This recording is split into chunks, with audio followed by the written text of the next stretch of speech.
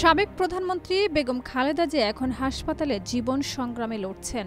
এই পরিস্থিতিতে দেশ জুড়ে যে দোয়া, প্রার্থনা ও সহমর্মিতার ঢেউ উঠেছে তার প্রতি গভীর কৃতজ্ঞতা জানিয়েছেন বিএনপির ভারপ্রাপ্ত চেয়ারম্যান তারেক রহমান।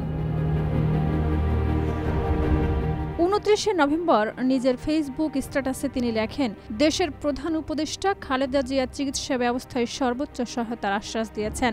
শুধু সরকার নয়, দেশি বিদেশি বিশেষজ্ঞ চিকিৎসকরা অভিজ্ঞতার সর্বোচ্চ ব্যবহার করছেন। বিভিন্ন বন্ধুত্বপূর্ণ রাষ্ট্র থেকেও উন্নত চিকিৎসা ও সহযোগিতার সম্ভাবনা জানানো হয়েছে। একটি আন্তর্জাতিক উদ্বেগ ও সমর্থনের বৃত্ত যেন খালেদা জিয়ার চারপাশে তৈরি হয়েছে। লিলি বিউটি সোপ, যার অ্যান্টি এজিং গুণ তারুণ্য ধরে রেখে ত্বককে করে উজ্জ্বল, তারুণ্যময় উজ্জ্বল ত্বকের জন্য। রিমার্ক।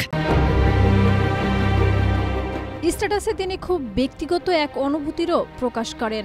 মায়ের এমন সংকটময় সময়ে পাশে থাকার প্রবল আকাঙ্ক্ষা। তিনি বলেন, এমন সময়ে মায়ের সান্নিধ্য পাওয়ার তীব্র চাওয়া কোনো সন্তানের ক্ষেত্রেই দমিয়ে রাখা কঠিন। আমার ক্ষেত্রেও তা ব্যতিক্রম নয়। এই বাক্যের ভেতর দিয়ে উঠে আসে একজন সন্তানের উদ্বেগ, অস্থিরতা ও বেদনাবোধ। তবে দেশে ফেরা নিয়ে তিনি ভিন্ন বাস্তবতার কথা স্পষ্ট করেন। তারেক রহমান জানান, তার যাতায়াত বা ফিরে আসার সিদ্ধান্ত শুধু ব্যক্তিগত আকাঙ্ক্ষায় নির্ভর করে না। রাজনৈতিক ও আইনি বাস্তবতা এমন জটিল যে এ বিষয়ে খোলামেলা ব্যাখ্যারও সীমাবদ্ধতা রয়েছে।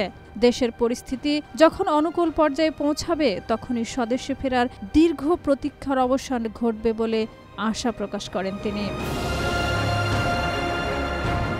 স্ট্যাটাসের শেষ ভাগে তিনি আবারও দেশ বিদেশের সকল শুভাকাঙ্ক্ষীর প্রতি আকুল আবেদন জানান বেগম খালেদা জিয়ার দ্রুত আরোগ্যের জন্য দোয়া অব্যাহত রাখার। তার ভাষায়, এখন প্রত্যাশার সব আলো খালেদা জিয়ার সুস্থতার দিকে। পুরো বার্তাটি যেন একযোগে রাজনৈতিক বাস্তবতার সংকেত, পারিবারিক আবেগের চাপ এবং অনিশ্চয়তার কুয়াশার ভেতর থেকে আশার আলো খোঁজার এক প্রচেষ্টা। শাহিদা রুবি, মাই টিভি।